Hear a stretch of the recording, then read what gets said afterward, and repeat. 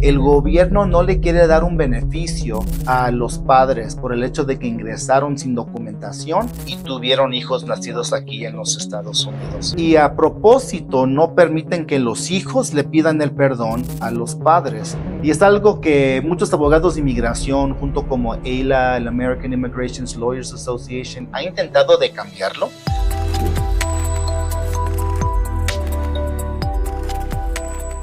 Buenas tardes, mi gente. Soy su amigo Eduardo Herrera, abogado principal de inmigración de Brigante Law Group. Aquí conmigo está mi amiga, la abogada mexicana y Immigration Specialist, Vanessa González. Muy buenos días, muy buenas tardes a la hora que nos esté viendo. Estamos muy emocionadas de poder continuar haciendo estos episodios de podcast para ustedes, porque hemos visto que justo les ha gustado mucho que estemos detallando la explicación de cada proceso para tramitar ya sea tu visa o tu green card en los Estados Unidos. Así es, mi gente, y hoy tenemos el segundo episodio en el proceso consular, donde vamos a hablar sobre el I-130.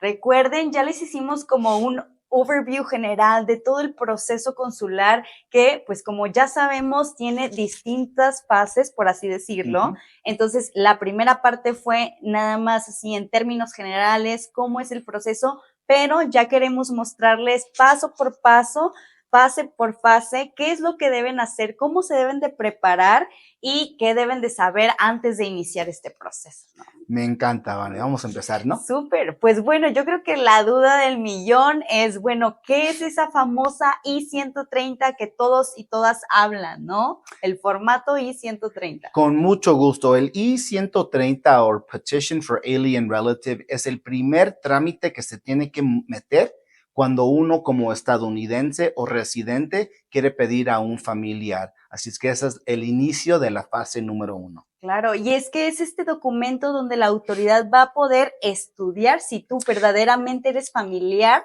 de la persona ciudadana o residente, ¿no? Correcto, mucha gente piensa que cuando se mete el I-130 que ya han aplicado para la residencia y no es verdad. Yo se los explico a mis clientes de esta manera. El I-130 es donde le estamos pidiendo a inmigración permiso para que apliques para la residencia. Pero antes de que te dejen aplicar para la residencia, tenemos que demostrar que sí tienes el familiar estadounidense o residente. O residente, claro. Y a ver, ¿cuáles son estas personas que podemos peticionar si ya somos ciudadanas o residentes en Estados Unidos? Bueno, vamos a empezar con ciudadanos. Si eres ciudadano, puedes pedir a tus papás, que es muy importante, sí, a tus hermanos, y así tienes 21 años o más, a tus hijos, aquí no importa si son hijos menores de edad, hijos adultos, casados, y obviamente a tu esposo o esposa. Que se va de tajo. Correcto. Ahora, como residente, es más limitado a quién puedes pedir. Como residente, no puedes pedir a tus papás, no puedes pedir a tus hermanos. Puedes pedir a tus hijos menor de edad, menos de 21 años, a tus hijos mayor de edad y soltero. Pero que sean solteros. Correcto, solteros legalmente, pueden tener novio, pueden estar juntados, pero no pueden estar casados legalmente. Y obvio, los residentes también pueden pedir a su esposo o esposa, pero que la gente se recuerde, como residente, no puedes pedir ni a tu mamá, tu papá, ni tus hermanos. Ni a hijos mayores que estén casados. Correcto. ¿No? Pero pueden, como dijo el abogado, pueden estar juntados. Esto quiere decir que vivan juntos, por si a otros países no se usa decir juntados. Pero bueno, es eso de que estén conviviendo en un mismo hogar, pero que legalmente no haya un papelito que avale que están casados. Correcto. He tenido clientes en el pasado que me han dicho, abogado, y si mi hijo se divorcia de su esposa, pues bueno, en ese momento ya va a ser el hijo adulto soltero de un residente, sí, y sí va a poder aplicar. Así Digo, es. No le estoy sugiriendo a nadie que se divorcie, ¿verdad? Pero es una estrategia. Eso sí he escuchado en varias ocasiones que han preguntado mucho, ¿no? De, bueno, ¿y si me divorcio es posible? Pues ya escuchamos que sí, pero... Sí. A cada quien su mundo, es una decisión muy importante. Así es. Y bueno, y esta I-130, que muchas personas también es como, creen que a través de este formato ya van a poder vivir legalmente en los Estados Unidos. ¿Esto es así? No, si ya estás radicando dentro de los Estados Unidos, sin documentación, cuando se someta el I-130, vas a tener algún tipo de protección en que si te detiene inmigración, pues Ujú. ya van a saber que ya tienes tu proceso y con que no tengas ciertos delitos criminales o varias deportaciones, normalmente van a dejar que sigan procesando el trámite, pero no hay ninguna garantía. Si te encuentras afuera de los Estados Unidos, no te va a brindar ningún beneficio, Ujú. pero es el primer paso que todos tienen que tomar, porque acuérdate, es muy importante que la gente entienda, el I-130 no es la aplicación para la No. residencia, estamos pidiendo la inmigración permiso para aplicar para la residencia y Ujú. aquí tenemos que demostrar la relación entre el inmigrante y la persona que lo está pidiendo. Y es importante porque es para que la autoridad vea quién verdaderamente vale la pena iniciar un proceso, porque al final del día son recursos económicos del país, ¿no? Que se van a estar Correcto, excelente invirtiendo. manera de explicarlo, Vanessa, porque si fuera diferente, si uno podría aplicar inmediatamente para la residencia, imagínate cuántas aplicaciones va a recibir inmigración. Y sí, Sí. este primer trámite, el I-130, es como un filtro. Claro, y es que nos llegan, la verdad, bastantes clientes que dicen, bueno, yo tengo que a mi abuelita que es ciudadana, ¿ella me puede pedir? Pues lamentablemente no. Y justo Ujú. este formato, este primer formato que hay que presentar nos va a ayudar a las personas a poder identificar si verdaderamente soy un familiar que sí puede ser beneficiado con una visa. Correcto, porque como les acabo de explicar, hay nomás ciertos familiares que Ujú. pueden aplicar. Así es. Y bueno, ¿y quién es la persona que va a presentar este formato? ¿Es la persona que se está viendo beneficiada o es el peticionario? Siempre va a ser el peticionario. Su inmigración lo ve de este modo. El beneficio es para el peticionario, o sea, el Ujú. ciudadano o el residente. No es para el inmigrante. El inmigrante le van a otorgar la residencia si califican Ujú. para el beneficio del peticionario. Y por eso uno tiene que tener un familiar que los pueda pedir. Claro, claro que sí. Y bueno, ya, una vez, ya sea la persona ciudadana o la persona Ujú. residente, hace este trámite, lo ingresa por, digamos, el más típico ejemplo sería un cónyuge, ¿no? Sí. Y ya lo aprueban. Y ya, por ejemplo, yo soy la cónyuge, ¿no? Y ya me llegó esta carta donde dicen que efectivamente soy un familiar directo de una persona ciudadana o residente. Ahora, ¿qué va a seguir? ¿Qué puedo hacer con esa carta? Bueno, como cónyuge de estadounidense o de ciudadano, eres lo que se llama un familiar inmediato o un immediate relative. Así es que siempre va a haber una visa disponible y automáticamente puedes moverte a la siguiente fase, que eso pues va a depender si estás dentro de los Estados Unidos sin documentación. La siguiente fase, normalmente, no en todos los casos, pero normalmente es el perdón 601A.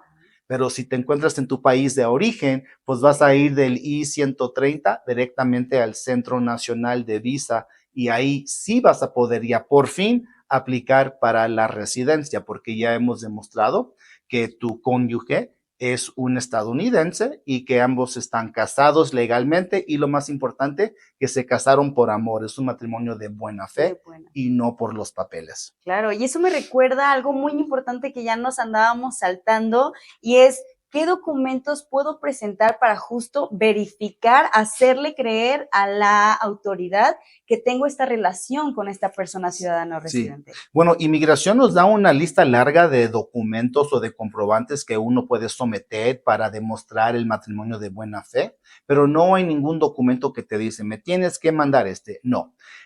Déjalos, voy a dar tres documentos que siempre los pido, sí o sí, a todos mis clientes.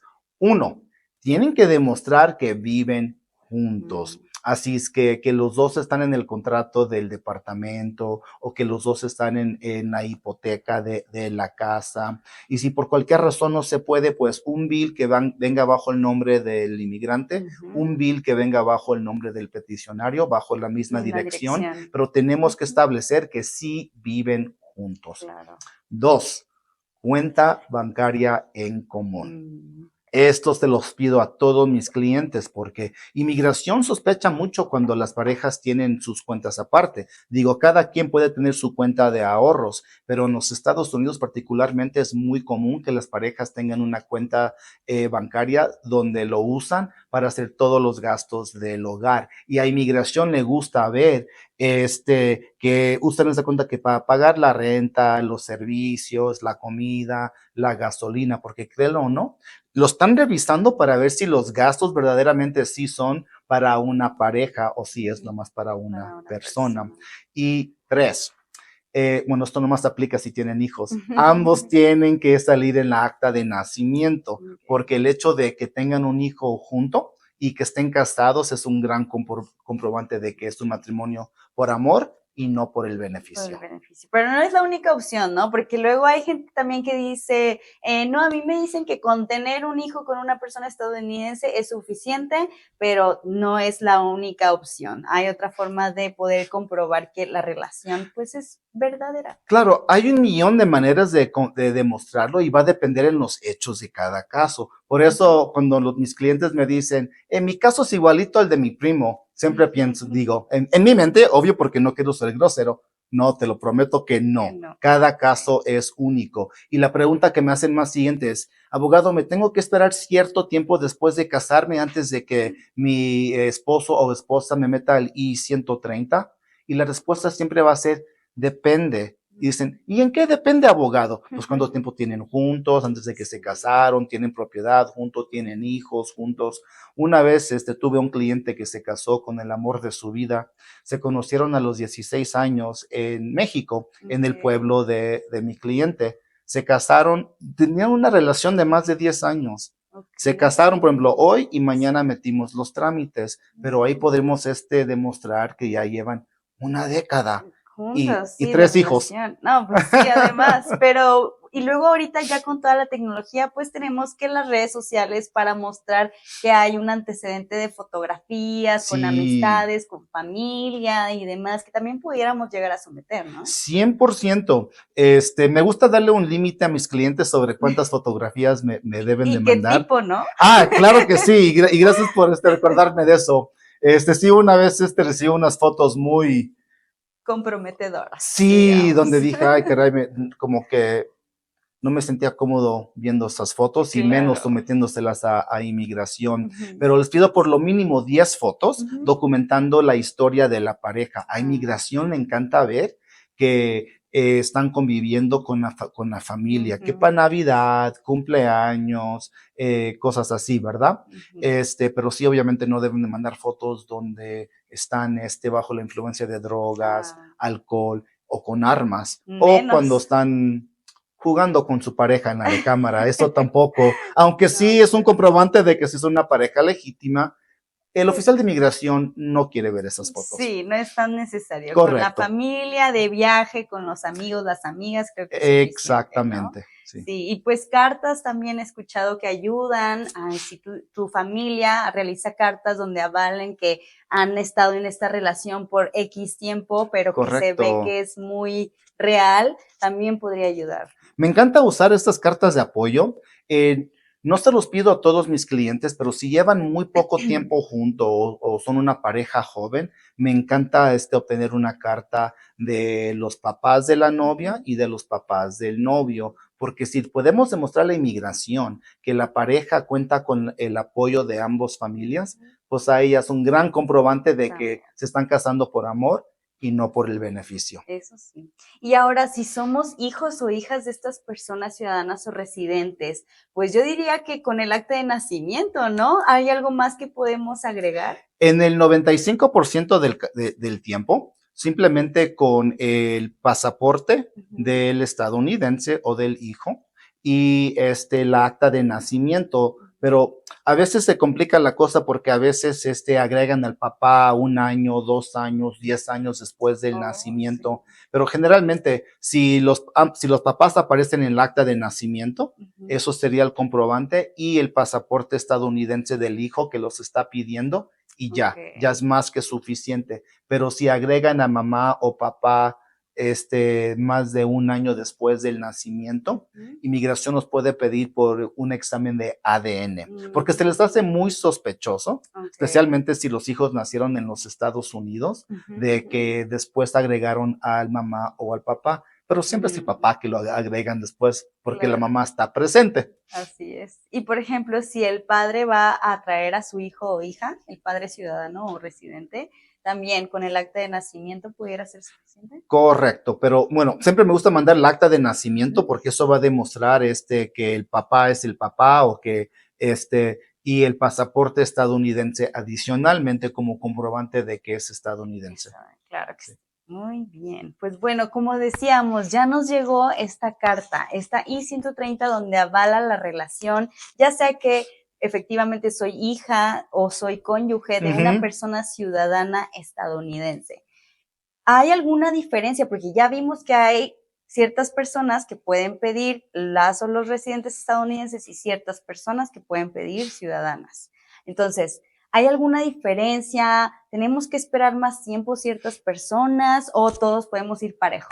No, todos no vamos parejo, desafortunadamente. El sistema lo crearon para beneficiar a los familiares inmediatos de los estadounidenses. Por ejemplo, yo como estadounidense, si quiero pedir a mi esposa, a mi mamá, a mi papá o a mis hijos menores de edad, el momento que me aprueben el I-130, automáticamente puedo seguir a la siguiente fase, que sería con el Centro Nacional de Visa y meto la aplicación de la residencia.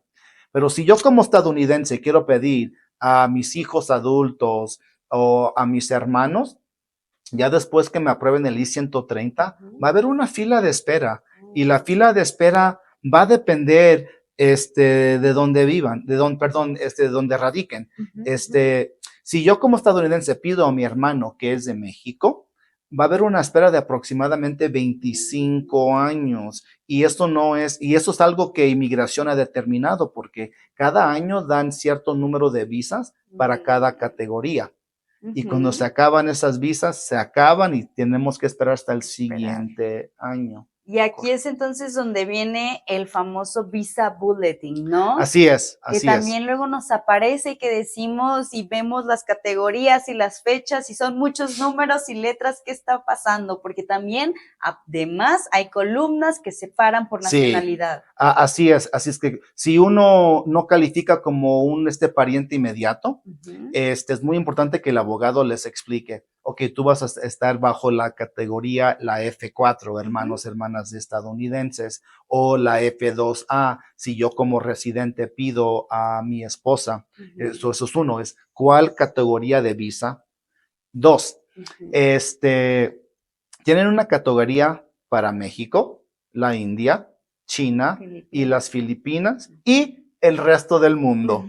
Así, y el tiempo de espera para las visas, si vienes de uno de los otros países que no mencioné, siempre va a ser más rápido, porque lo que hizo inmigración o el gobierno estadounidense es que pues ya tenemos un montón de mexicanos, chinos, indios de la India y filipinos en los Estados Unidos de manera legal y ilegal. Así es que ellos van a tener que esperar más tiempo para que le demos la oportunidad a los hondureños, salvadoreños, a los europeos y a los otros asiáticos que no son chinos o filipinos, para que ellos puedan inmigrar legalmente a los Estados Unidos también. Así es. ¿Y hay algún lugar donde cualquier persona pudiéramos ver la fecha que necesitamos para nosotros proceder con nuestro trámite? Claro que sí. Nomás se pueden meter al ChatGPT o al Google y nomás busquen Visa Bulletin, y al fin de cada mes lo actualizan y vas a necesitar tu fecha de prioridad. Esa es la fecha en que inmigración aceptó el trámite y cuando uno mete el I-130, te mandan un receipt notice o un recibo dejándote saber, aceptamos tu trámite y está en proceso. Y ahí te va a dar tu fecha de prioridad y también te va a dejar saber cuál es la categoría, la F2A, la F3, la F4. Para que ya vayas directo a la tablita del Visa Bulletin y te vayas a tu categoría y veas la fecha si ya es la que tú tuviste justo en esta I-130 que te aprobaron, porque si sale tu fecha es porque ya puedes continuar, ¿no? Correcto, Y así si es. sale una fecha que es posterior a la mía, Te tienes que esperar y haces la cuenta. So, si te metes al Visa Bulletin hoy y para tu visa apenas se están procesando visas que aprobamos a decir en abril del 2020, pues te quedan aproximadamente como unos 4 años de espera. ok. Entonces, por ejemplo, si yo entro y veo que en la tablita viene una fecha del 20 de abril del 2020 y yo sometí mi petición el 21, todavía no voy a poder proceder. Si lo sometes, correcto. Perdón, me Porque confundo un poco. está bien, Ajá, un día después de la fecha que exactamente. venga ahí, Así todavía no es. puedo, me tengo que esperar.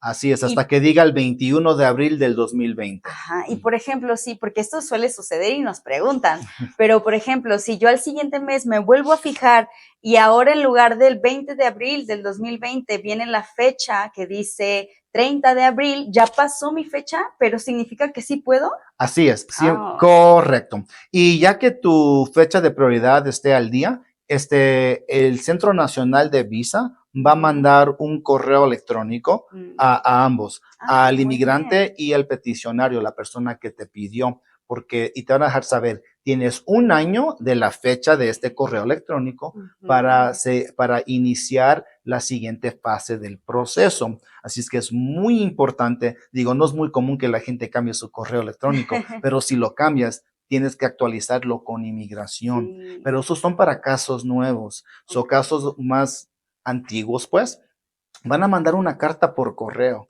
Y si te pidió tu hermano hace 25 años y tu hermano ya no vive donde vivía en ese entonces y no ha cambiado su dirección con inmigración, es posible que nunca van a Nunca le va a recibir esa llegar. carta. Entonces, eso es importante para que, digo, tanto estemos en confianza, por un lado, de que nos puede llegar una notificación, pero la importancia de como quiera seguir tomando esa iniciativa de ver la página oficial y Sí, nosotros estar atentos, porque e incluso a pesar de que estén con un abogado o abogada, es importante que nosotros sigamos nuestros procesos porque nunca sabemos. Y hemos tenido clientes que vienen desde otras firmas a decirnos, es que mi abogado no me ha dicho nada y yo ya vi la tablita y ya pasó mi fecha, ¿qué puedo hacer? ¿No? no, sí, tienen que estar al día sobre qué es lo que está pasando, pero mencionaste algo muy importante, Vanessa. Si estás trabajando con un abogado, el Ujú, abogado también va a recibir el correo electrónico del Centro Nacional de Visa y ujú. el abogado tiene el deber de mantener a sus clientes informados. Eso es lo que yo he Sí, hecho toda mi carrera, eso es lo que hacemos aquí en Brigante Law Group, porque al fin del claro, día, si nos contratan a nosotros, es nuestra responsabilidad mantener a totalmente. nuestros clientes informados. Totalmente. Y la importancia también de nosotros avisarles si llegamos a cambiar de dirección, por si tenemos que modificar algo justo en esta página y no perdernos nunca de la notificación donde ya nuestra fecha de prioridad, la fecha de nuestro formato Ujú. I-130 está lista para nosotros seguir nuestro proceso. Sí, exactamente, porque va a haber mucha gente que han esperado 5, 10, 15, 20 años y imagínate que pierdan su oportunidad de inmigrar porque el abogado no le notificó o porque no recibieron la carta porque cambiaron de Mm. dirección. Sería fatal porque después tendrán que empezar de nuevo. De nuevo, y Y pues esperar todavía esos 20 años, por ejemplo, si soy exactamente, hermana de un estadounidense y exactamente. que soy de México, pues 25 años. Así es, sí. Entonces, no, siempre estar al tanto, esa es la importancia, yo creo que hay que externarles el día de hoy, de siempre guardar este formato I-130, porque como a la mayoría de las ocasiones vamos a tener que estar en esta lista de espera, pues tenemos que tener esta fecha a la mano para poder Correcto. verificar en la página. Y otra cosa que les quiero dejar saber a nuestros viewers es que ahorita la fila de espera está así de larga. En el Ujú. futuro hay una posibilidad de que el gobierno va a aumentar las visas para esas categorías. Si eso sucede, lo van a procesar más rápido. Ujú. Lo menciono porque muchas veces clientes me han dicho, no, abogado, pues en 25 años ya voy a tener 50 años, ya para qué quiero ir a trabajar.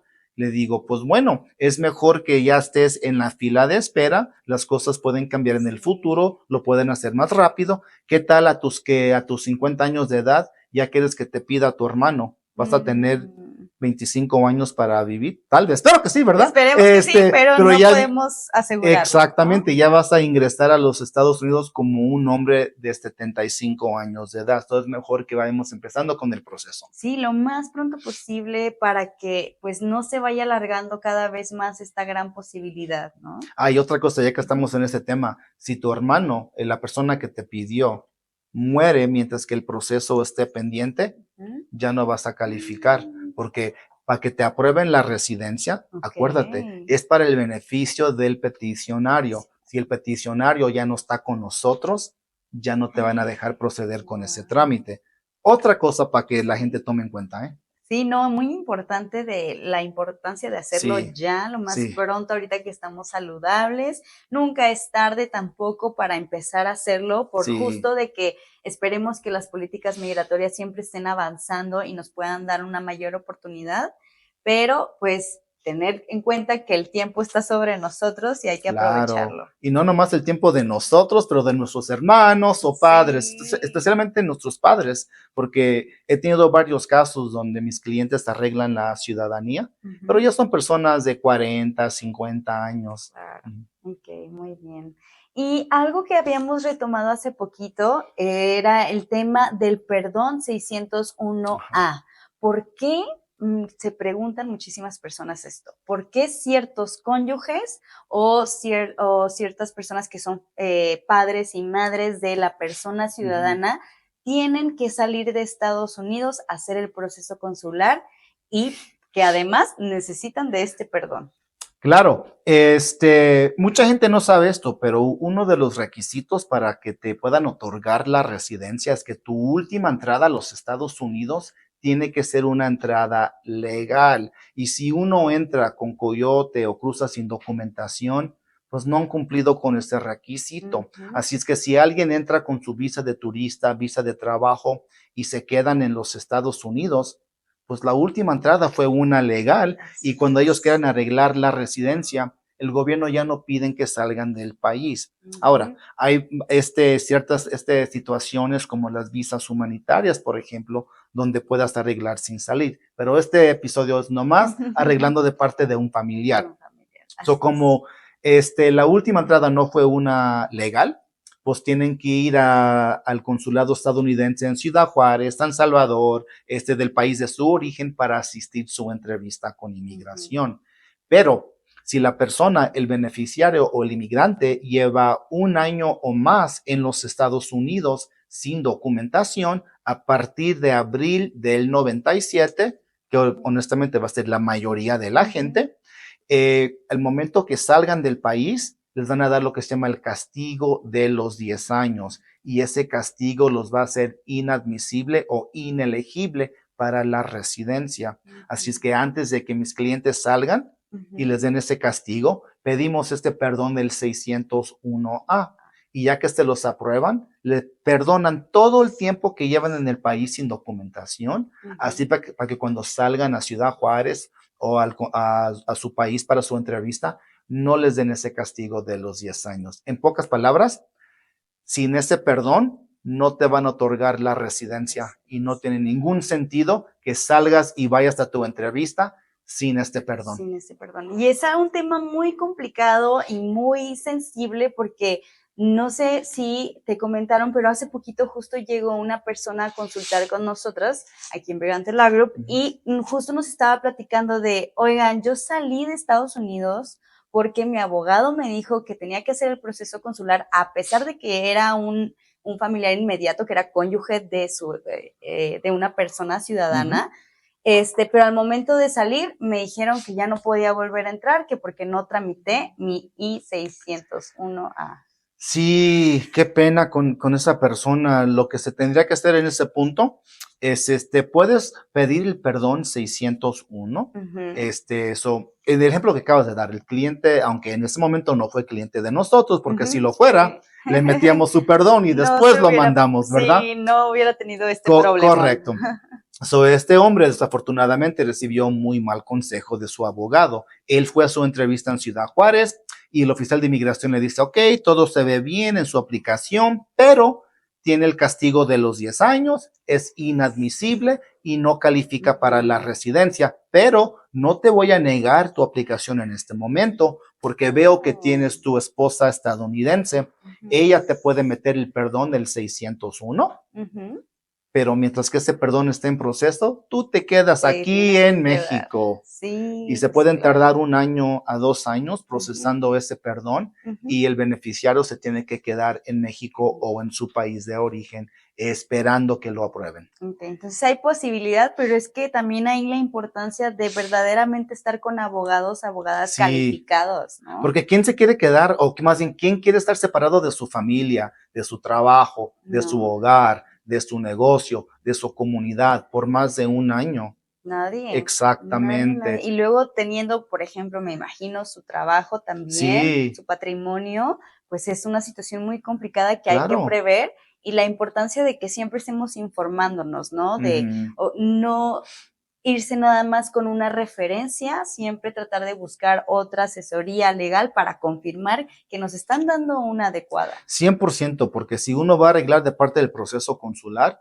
uno debe de trabajar con un abogado competente que ha Ujú, manejado estos casos por varios años, porque lo peor va a ser que un abogado, como en el ejemplo que nos diste, que ujú, no le diga al cliente de este castigo, que vaya y ya le cae de sorpresa, porque en este claro, momento ese señor va a tener que tomar una decisión muy difícil. sí, ¿Me quedo en México 1 año o 2 años o ujú, me regreso a los Estados Unidos sin documentación para estar con mi familia, mantener mi familia, etcétera, etcétera?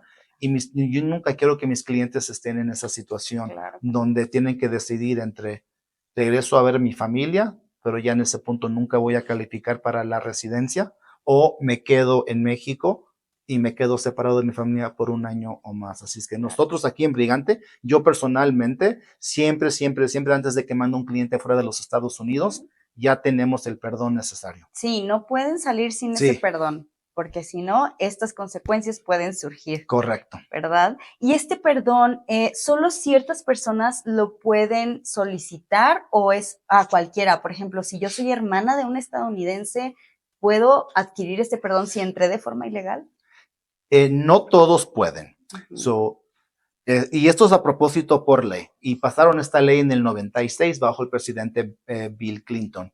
Y esta ley dice que para que califiques para este perdón, tienes que tener por lo mínimo un esposo, esposa estadounidense o madres, padres estadounidenses o residente. ¿A qué voy? Si el único familiar estadounidense que te puede pedir es tu ujú. hijo te puede meter el I-130 sin problema, pero si necesitas el perdón 601A antes de que vayas a tu entrevista, Ujú. tu hijo no te puede pedir ese perdón. Okey. Lo que yo he hecho varias veces en mi carrera es meto el I-130 de parte del hijo porque va a ser más rápido y Ujú, más simple y metemos el perdón de parte del mamá o papá ujú. estadounidense o residente. Oh, okey. Entonces, también aquí es como ver la estrategia, y justo por eso es la importancia de analizar caso por Sí, caso, y que las personas sepan que aunque creamos que se parece al de nuestro primo, prima, pues no, va a correcto. depender muchísimo. A mí como me lo enseñaron en la escuela de derecho, ya hace más de 13 años, 14 años, híjole, es que inmigración implementó esta ley y Ujú, a propósito no permiten que los hijos le pidan el perdón a los padres. Y esa okey. fue la razón que dio el gobierno. El gobierno no le quiere dar un beneficio a los padres por el hecho de que ingresaron sin documentación y tuvieron hijos nacidos Guau, aquí en los Estados Unidos. que es algo muy típico, ¿no? Sí, y es algo que muchos abogados de inmigración, junto como AILA, el American Immigration Lawyers Association, ha intentado Ujú, de cambiarlo, porque así si es. los hijos pueden pedirle el perdón a los padres, imagínate la cantidad de gente que Uf. van a poder arreglar. Claro, y ahí nos regresamos un poquito a lo que platicábamos. El hecho de que tú tengas un hijo en Estados Unidos no te va a garantizar que vas a poder obtener una green card. Correcto, lo que sí te va a garantizar es que puedes someter el El I-130, I-130 que es el primer sí. trámite, pero no te va a garantizar que te van a otorgar la residencia. Y por Ujú. eso es muy importante que no se confíen con un notario o alguien que llena trámites. Tienen que tener una evaluación con un abogado competente. Como yo he dicho a mis clientes, es mejor saber si puedes empezar y acabar el proceso, porque Ujú, muchos de los notarios te dicen, sí, sí puedes, te ujú. meten el I-130 y ya después que te lo aprueban, ya no te contestan el teléfono o te dicen, no, ya no puedes proceder. Y Así si es es. así, pues la gente debe de saberlo. Sí, claro, porque pues se van con la finta de que no, a ellos le dijeron una y otra vez que sí iban a Ujú, poder, lo contrario a lo que normalmente vemos que no es posible arreglar papeles, ajá. hay personas que te lo prometen y resulta que no Es que es gente que posible. no son abogados y que no son miembros de la barra de abogados, y Ujú, la ley de inmigración es ley federal, así es que con que sean miembro de un estado, ujú, como yo soy miembro de la barra de abogados de Oregón, tenemos abogados que son miembros de la barra de Texas, de mm, California, de Maine, hasta de Nuevo México, y podemos practicar derechos migratorios, ¿ok? okey, Un abogado que sea miembro de la barra de abogados tiene que seguir las reglas de ética. Y mm, yo como abogado no le puedo decir a un cliente, sí te garantizo. Un abogado nunca puede decir te garantizo. no, Segundo, no le puedo decir al cliente, vas a calificar de parte de tu hijo si yo sé que no es verdad. Le tengo que decir, puedes empezar el proceso de parte de tu hijo, pero ujú, vas a necesitar un cónyuge estadounidense o mamá, papá estadounidense o residente para meter el perdón. Y así los es. notarios no tienen este problema.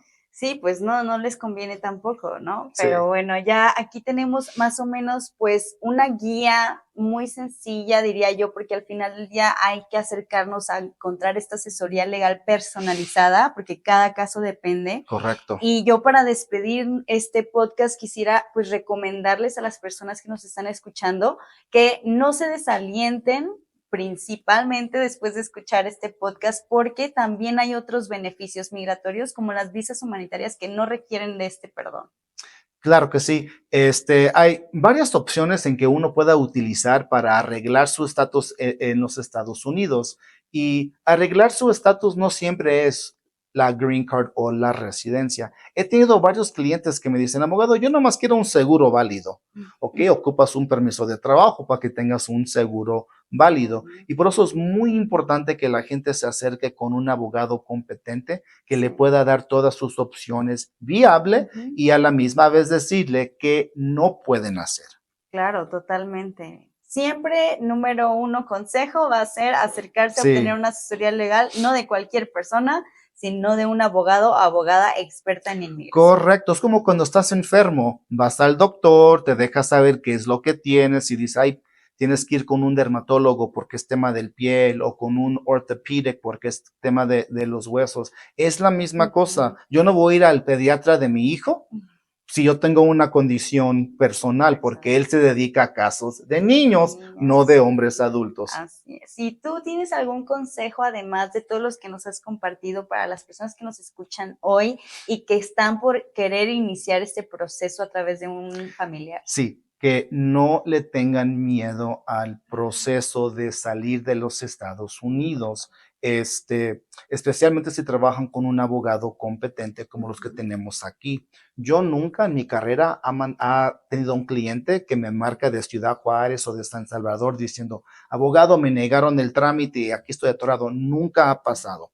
Si trabajas con alguien de confianza, te ujú, van a explicar cuáles son los riesgos, cuál va a ser el proceso, los perdones que necesitan y te van a explicar qué es lo que va a suceder en tu entrevista para que no ujú. le tengas miedo al proceso. Así es que Así no es. deben de demorar el proceso Ujú, por miedo. Segundo, tienen que trabajar con un abogado competente, no ujú. se pueden confiar con un notario, porque al fin del día, si el notario o la persona que no es abogado te da un mal consejo y te quedas atorado en tu país de origen, pues ya es demasiado tarde, ya estás atorado en tu país de origen, porque estas personas, los notarios, no tienen que seguir estas reglas de ética como un abogado. Así es. Pero bueno, pues ya lo escucharon el día de hoy. Esta solo es una de las fases de las que vamos a estarles platicando sobre el proceso consular para que se animen a realizarlo, porque sí es Mm, posible y sí es muy seguro si tienes la asesoría legal correspondiente, el que puedas volver a Estados Unidos sin que te nos preocupes, ¿no? Así es, mi gente. Mil gracias por estar aquí con nosotros el día de hoy. En el siguiente episodio del proceso consular hablamos qué es lo que pasa en el Centro Nacional de Visa.